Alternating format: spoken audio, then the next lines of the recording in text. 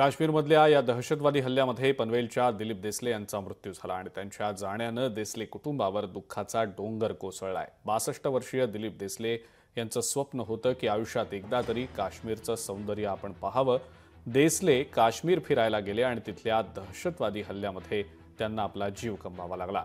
त्यांचं काश्मीर फिरायचं स्वप्न हे अखेरचं ठरलं। यावेळेला देसले यांच्या मित्रांनी त्यांच्या काही आठवणी देखील सांगितल्या। त्यांच्या मित्रासोबत आमच्या प्रतिनिधींनी संवाद साधला, आपण पाहूया।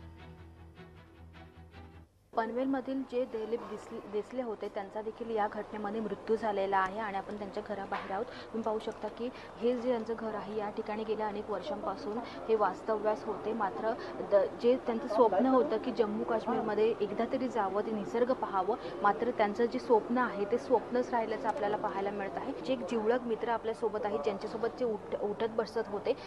काका, ज्या पद्धतीने सध्या देसले काका आपल्या सोबत नाही आहेत, तुम्ही त्यांची आठवण काढताय, नेमकं कसं स्वभाव होतं त्यांचं? देसले काका अजातशत्रू होते, कोणाशी कधी भांडण तंटा त्यांचा व्हायचा नाही आणि रिटायर झाल्यानंतर त्यांनी सांगितलं होतं की आता मी खूप आनंदात जीवन जगणार आहे, कारण आयुष्यभर मी खूप मेहनत केलेली आहे। लुब्रिजॉलसारख्या कंपनीत त्यांनी काम केलेलं होतं आणि खूप मेहनत करून त्यांनी सगळं काही मिळवलं होतं आणि त्यांचं स्वप्न होतं की मला फिरायला जायचं आहे, मला फिरायला जायचं आहे। पण फिरायला जाताना जर अशा घटना होत असतील तर याचा आम्ही निषेध करतो आहे आणि लवकरात लवकर याच्यावर काहीतरी कार्यवाही व्हावी ही आम्हा सर्व मित्रपरिवाराची इच्छा आहे। त्यांच्यासोबत बोलणं कधी झालं होतं? कधी एक सोबत आहोत तुम्ही? एक 8 दिवसापूर्वी ते बाजारात भेटले होते, खूप आनंदी होते, कारण त्यांना आता दुःख असं कुठलंच नव्हतं किंवा त्यांच्यावर जबाबदारीसुद्धा कुठलंच नव्हत्या, कारण त्यांनी त्यांचे जे कर्तव्य होते ती सगळी पार पाडली होती।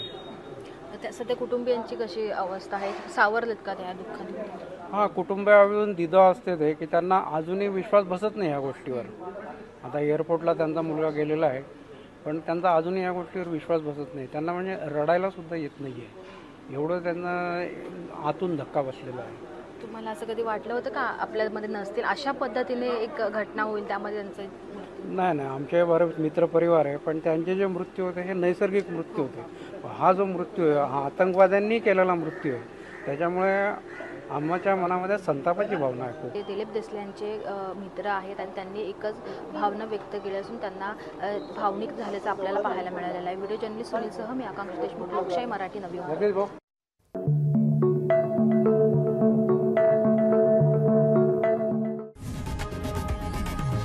लोकशाही मराठी ऐका, पहा, जागरूक रहा।